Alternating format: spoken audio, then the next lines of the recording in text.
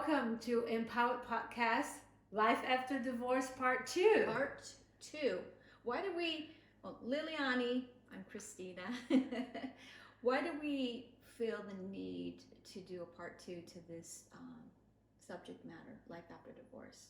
Well, there's some feedback and some people sharing with us that they feel like they want to hear more. They needed to hear because they're living in this current situation. So we really hit a home run with this topic, but we left them wanting and needing more. So there's so many things, and I think that one of the pathway that I think would be important for us to do is to look into you have the physical part of it, the divorce, and then you have the emotional part of the divorce, right? Like we've talked a lot about the emotional part of the divorce the first time. You take actions, you look for faith, you have support groups, and then now I would say that we can go into the route of two parts, which would be like the first one would be like taking responsibility for who I have been in that relationship, right? The mistakes, the things that you would do differently. So I can get that, like, okay, I did what I did, I didn't do what I didn't do, but like in my next relationship, like some people just complete a divorce and don't want to do anymore any other relationship. But I would say the majority, and that's because the person is like incomplete about something, because they could have the amazing relationship, they will go for it. But then for you to make that amazing relationship, who do you have to be in that relationship? What are you bringing to the relationship? Exactly, right? And then the other part would be the financial aspect, like how you prepare yourself, which I think it's part of that too. Like what do you bring to the table for that second? That was part of my journey. I know of so the first thing is that for women who have been in long-term relationships, long-term marriages, and have established families, and they were the sole provider of their children, raising their children, so the marriage ends when they have to start all over again financially. That's very difficult. And it's, they don't have the option of necessarily because they're it could be they have children at home, or the children are grown. In my case, the children were grown, but if they don't have the financial ability to sustain the house, right? So often women are the man ends up keeping the house because his income allows him to maintain the house.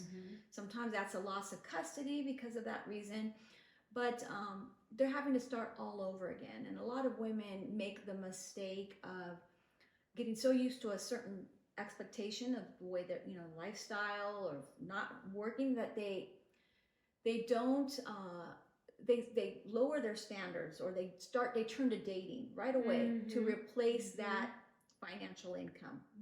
And they jump into another relationship prematurely without taking the time to heal. Because when divorce hurts individuals. All players in the game are hurt by divorce. It's never a good thing, unless of course you know what, I'm going to backpedal that a little bit, because there is a time for divorce. If there's abuse going on, or alcoholism, or something like that, where people are paying a high price, especially when it comes to the children. So it's not fair to say that divorce is never a good choice. I remember in the other episode you were saying like you're an advocate for the. Well, yes, I do. I said seek all other options, counseling, whatever before you. But there are times. There are times when divorce is the only option.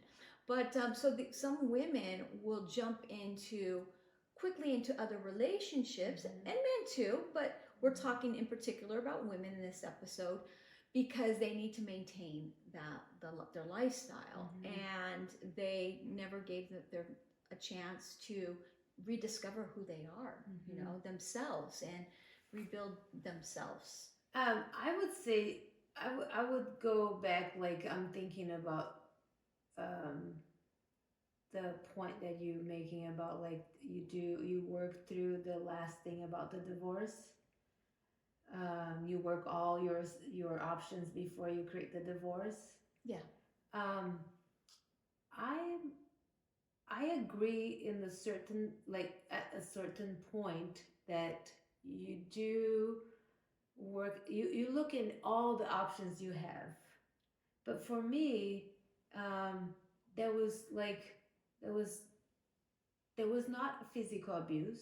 Mm-hmm. And I cannot say that my emotional abuse was inflicted by him only, because there was emotional abuse by me. By we were both upset. Are you And both mentally abusive to one another? yeah, but not Okay. like it's not like the bad thing that you see like dramatic. No, it was just like unhappiness. There was like we were so immature when we got married. Yeah. I don't know, I cannot speak for him, but for me, I was immature when I got married. Okay. And because I made that choice and I had that situation, at one point I wasn't satisfied anymore, and I realized that we were totally apart from each other. Growing apart? Growing apart. Like, Okay. I mean, when I start getting married, when I first met him, I didn't speak English well. So I didn't really I didn't really know him deeply. So, I would say, like, it's okay. So I would defend, like, if you feel like you wanted the divorce, I would say go do therapy and see if the reasons why you want a divorce is legitimate, right? But if that's what you need, honor it. Okay. Honor it, because like it took me like a long time for me to honor it. Yeah. And So there's you a weren't lot of happy. pressure. You weren't happy in your marriage. He wasn't happy either. Okay, so you recognize that you both weren't happy in your marriage. Mm-hmm. You had children at that time, Uh-huh. right? You were growing. You were in the marriage, but you were also kind of had, just like, growing different apart, lives, yeah. right? And did you seek counseling? Did you? You did. We did. You both went through therapy, and you still discovered that you just wanted different things from life. Yeah. Okay. I would say today, looking back, I didn't Yeah. have that consciousness. Like, we have too much differences in our values and our culture. Your cultural differences. There was, the way he was brought it up into different, and I'm all about diversity, but there was a lot of differences that didn't really help. Yeah. Either. Well, I mean, it's because I have people who, like, when I was going through that, like 15 years ago, I had people who would like criticize and judge me, like I should have saved the marriage. And recently someone just came back to me and said, like, I apologize, I was judging you, and now I'm going through that divorce, and so I understand you more now. So I would say that I fight for my freedom, because it wasn't easy. There was the pressure from my family, there was the pressure of the culture, there was the pressure of the spiritual beliefs that I had, that had me to stay and try to work that out. Yeah. But at one point I said, I'm complete. I want a different life for myself. Well, I mean, I hear you. I hear what you're saying. But with that being said, I'm still an advocate for marriage. I want to get married again. Yeah.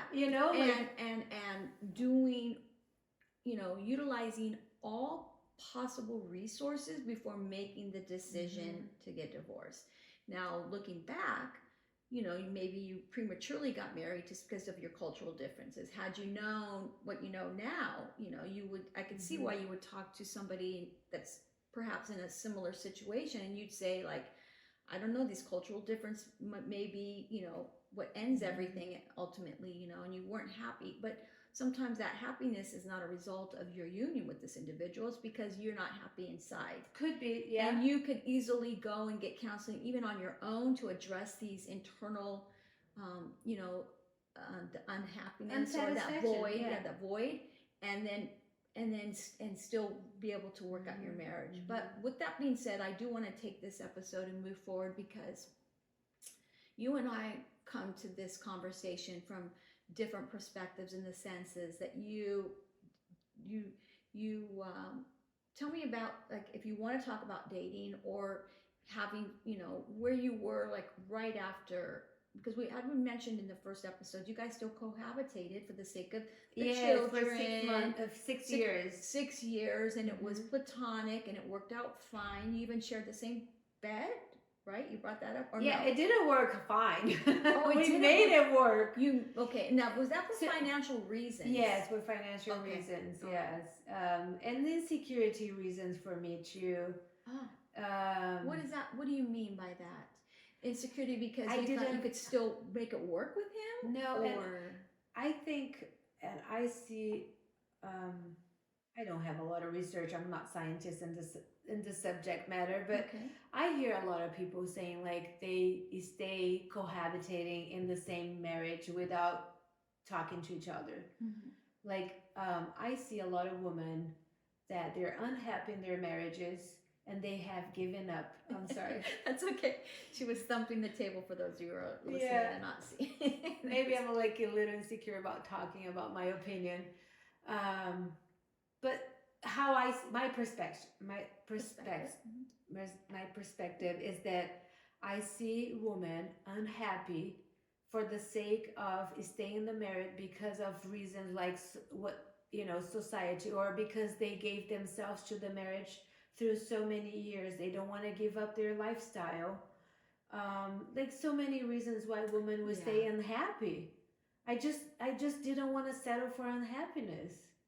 And it wasn't easy, and I just at one point I was complete with him and I just couldn't move out.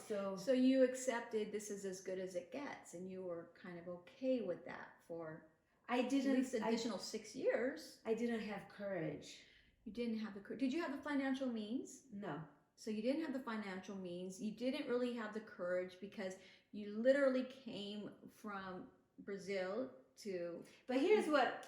No, that was not the No. case. When I say I didn't have the financial means, Yeah. it was my perception at that time.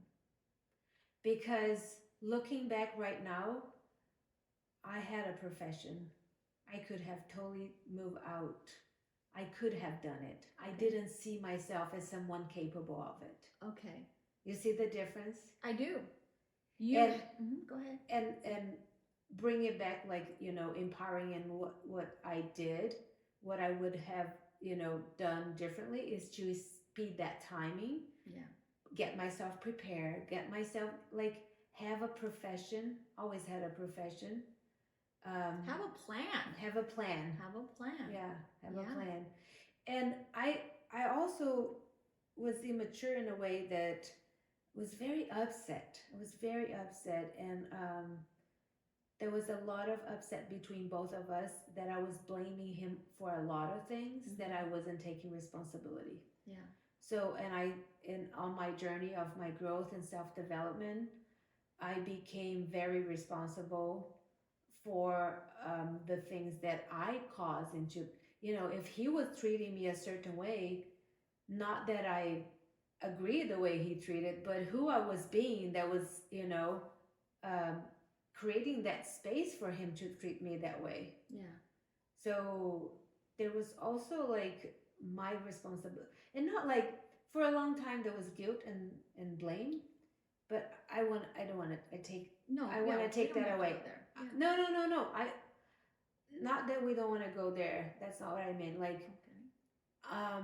I turn guilt and into responsibility. Because in the point when I see myself as a victim of the situation, I have no power. Yeah. Today I have power because I look back and I say, what is that I can be responsible for? Not like I would do it again, or like, That's a good point. We have to hold ourselves accountable, because it always takes two. 100% of the time, maybe not. Sometimes you just happen to partner up with somebody who, like, you just weren't meant to be. It's like yin and yang and polar opposites. But we have to kind of analyze where we made our mistakes, and our objective should be to evolve. And I see a lot of individuals, male and female, have a relationship essentially fall apart, and they're the same people, 10 years later, they're the same individuals. They haven't evolved. They haven't changed their ways. They just think they're going to find a partner who will still accept them for who they are and how they are. And I think that life, we have to constantly strive to achieve our higher self. And I think one of the things for me that was really important, that every time I experienced what I consider a failure, like as I tried to rebuild myself, instead of just like saying, oh, taking that victim mentality, oh, poor me kind of attitude, or pointing the finger outward and finding fault in others, because a lot of people, it's a transfer of aggression.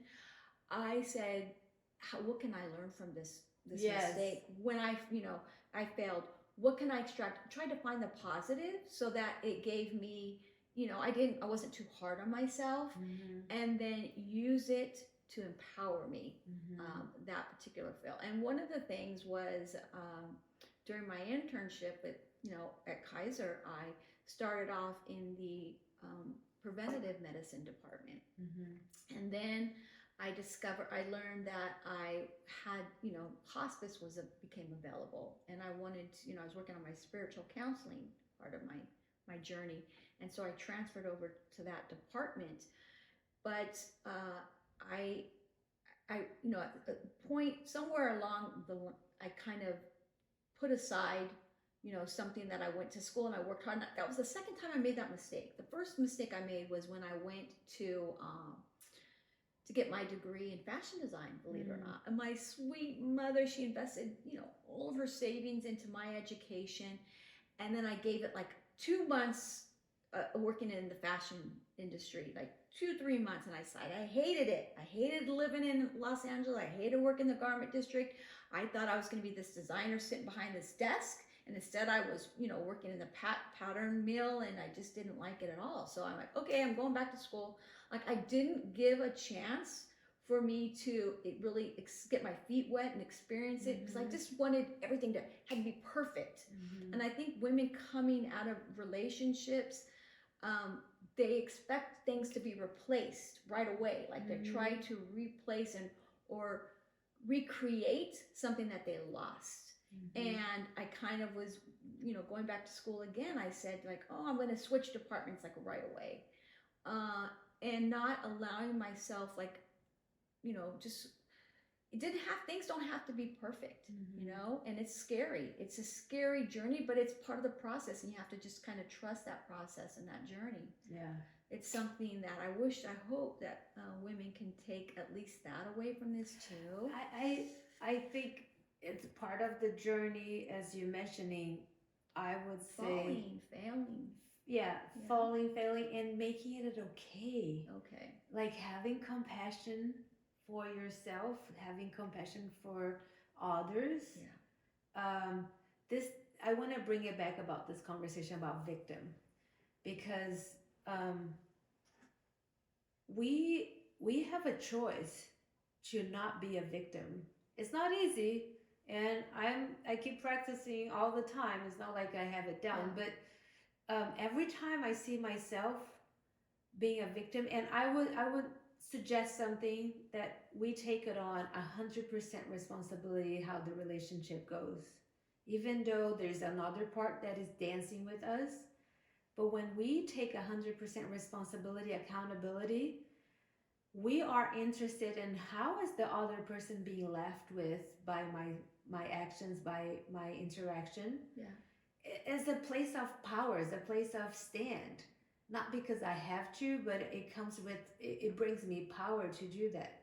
Because if I'm a victim of what you do, then I'm powerless, because I'm a defect of what you do. If I am 100% responsible in any relationship, anything that I'm doing, anything that I'm thinking, I'm feeling, I'm allowing myself to practice or to do, then I got power.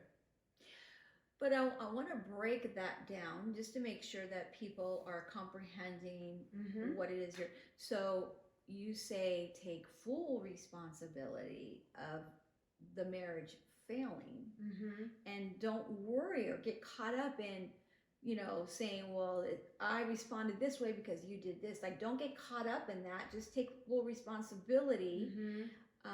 because you don't want to surrender any of your power to him. And also, doesn't it help you to move along much quicker when you're not focused, your energies are focused on everything that they did Yes, wrong? yes, yes. Yeah. It's gonna be like a subject for discussion here because what I hear, I say this for a while. This is not new. So what I hear from people saying to me is like, "What about like this? What about he did this?" Like as if your actions were validated. Yeah, as a response to something. Yeah. And I'm not condemning with the other person did. My ex-husband didn't do anything like really bad. I'm not condemning like if the ex-husband did, like whoever is the ex-husband's of did something, cheating or lie or some bad stuff, but it's still you have how you react to it. Yeah. You are always in control. They did what they did. They didn't do what they didn't do, but how you react is really, that's where your power is. I think too, something that by the grace of God, I learned very quickly, like right after my divorce, while I was going through the divorce, but right after, is that I would gain nothing from focusing on resentment or focusing what I've lost because of this or what I now don't have, because that was not going to move me forward. And I also learned rather quickly that I had 3 children, adult children, but watching.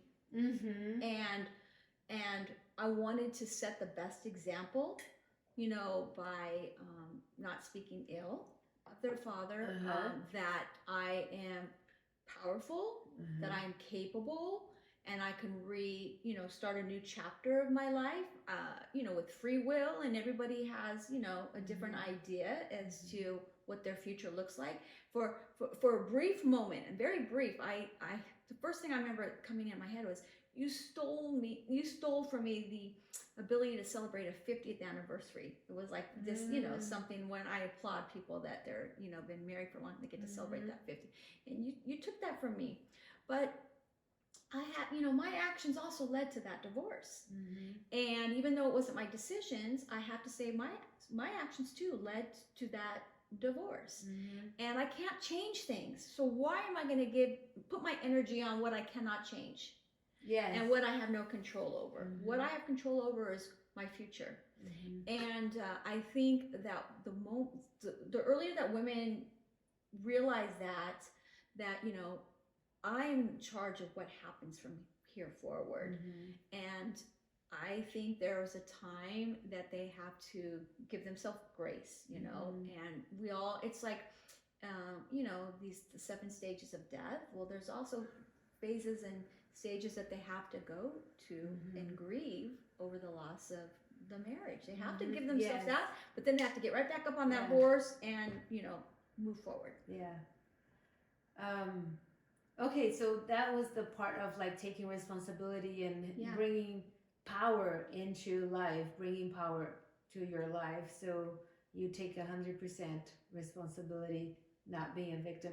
How about the other part of like preparing for the financial, because that's like a very, and look, for men, I hear a few, I don't have that many examples, but I hear about like the man dealing with the divorce financial too, like the feeling of taking advantage of, like splitting the what they acquire through the years. You mean like their retirement or their it can be really nasty, right? For sure. Like the money's involved. The money, when the money is involved and the insecurities are involved and the hard feelings when the both are in common interest of the divorce, right? And then how the woman um, we're here talking about with women, about women. What can we talk about it and bring it up? The preparation, Well, the financial yeah, preparation for it. I will. I realize that the majority of our listeners will perhaps be women, but I know I myself have many male friends that have subscribed to our Okay. channel and are following us. So we are, by all means, I hope that this is gender friendly to Yes. both men and women, because there's some stuff that men can Make learn the from us. comments there so we can hear you. Yeah, but yeah, divorce is not cheap. Mhm. It's very expensive, and that's why, like, if I could go back and redo things, I, keep lawyers out of it. No, they seriously can really mess things up and make it very expensive, because they don't have anything at stake, right? The emotions of children and, like, so if you can settle things, but we're not really here to talk about the actual divorce. It's about life after divorce. And yeah, so but really, I would hope that people are fair to one another.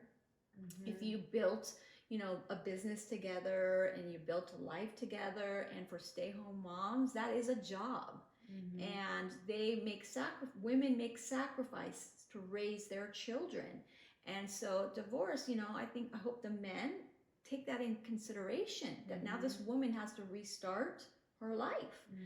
And people don't have the means to, like, they don't have families that have money to help them, or people they can go and live with. Maybe they don't even have friends.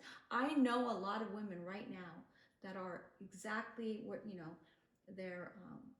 they just went through a divorce and they're not able to support themselves. So they're either jumping into relationships because they need that financial support.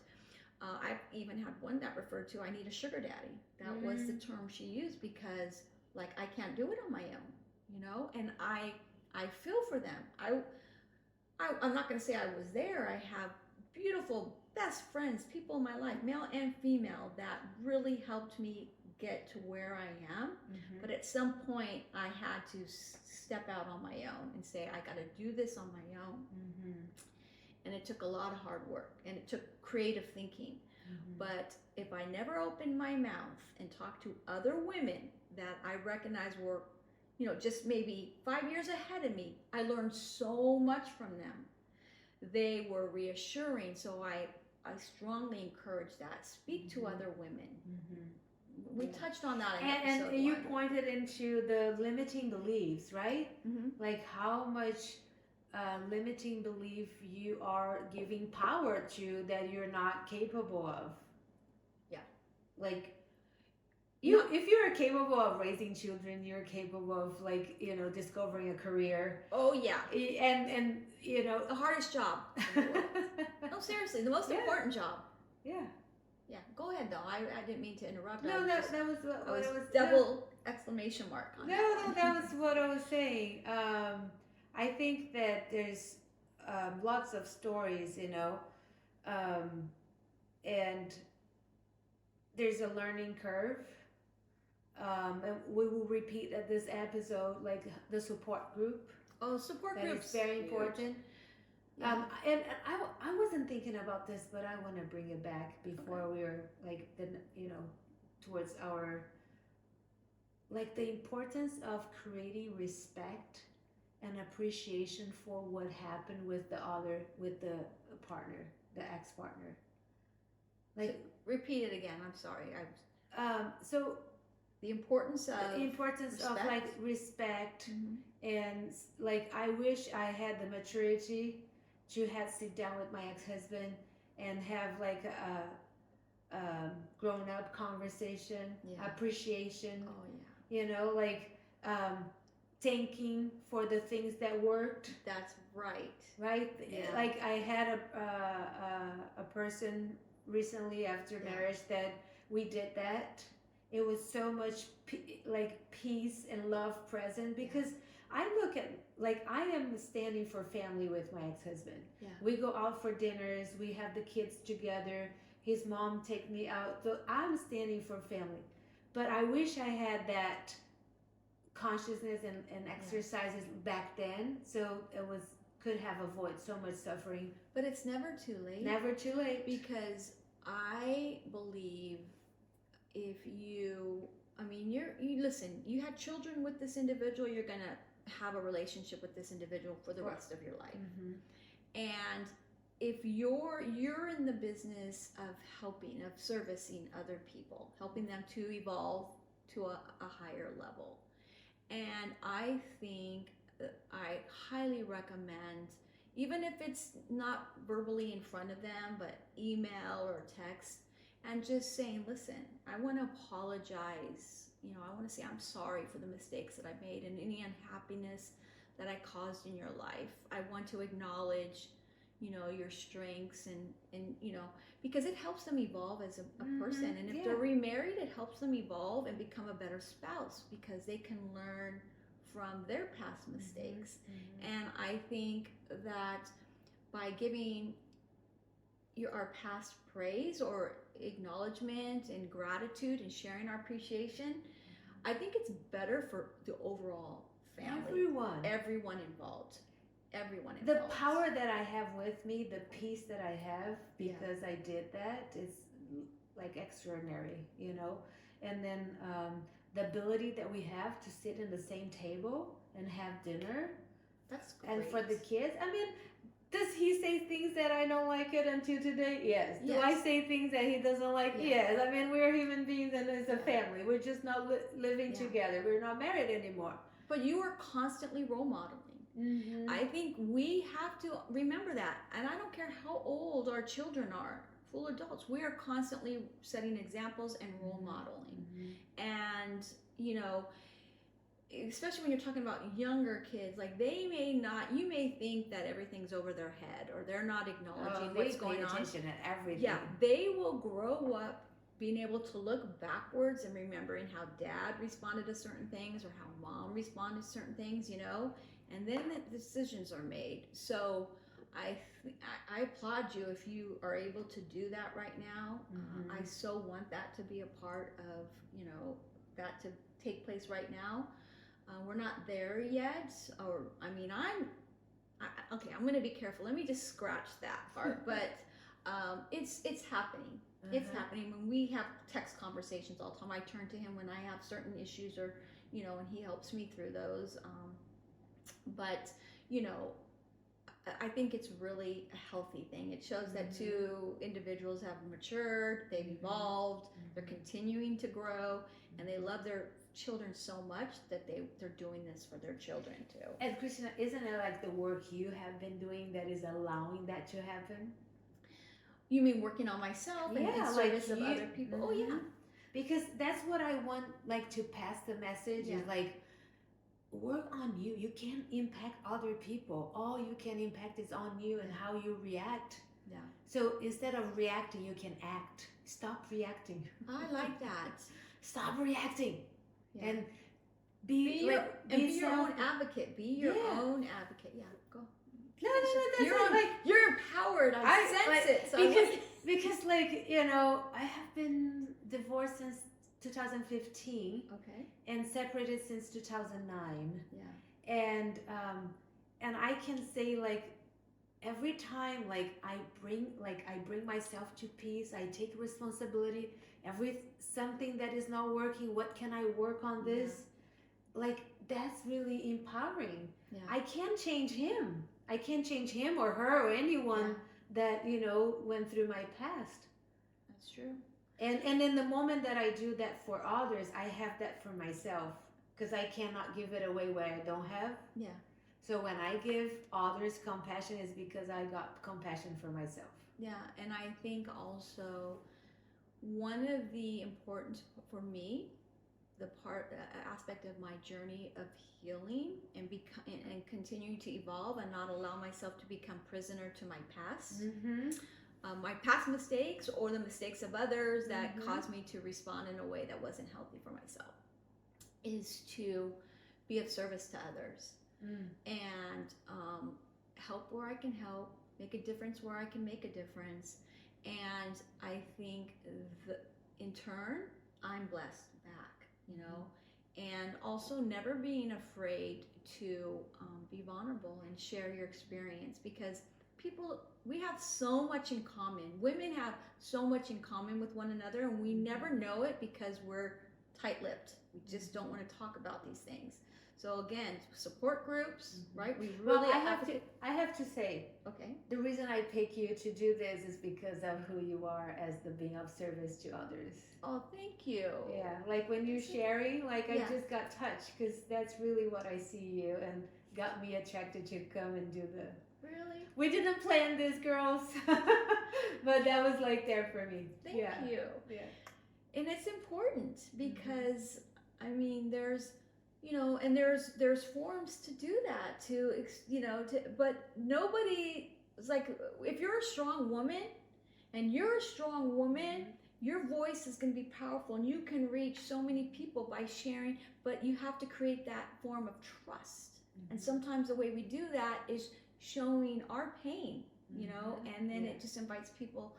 And so we hope that we make a difference in your lives, and we continue to strive to do so. Yeah. We want to hear from you. We want you to feel free to engage in the conversations, in the comments. Feel free to message us on one of our social media Make a difference platforms. for us and contribute it to the podcast. Yeah. So here we are, Empowered Podcast. Subscribe to, participate and receive more information about our podcast. And this is it for tonight. Yeah. Thanks everybody for tuning in. See you next time. Bye.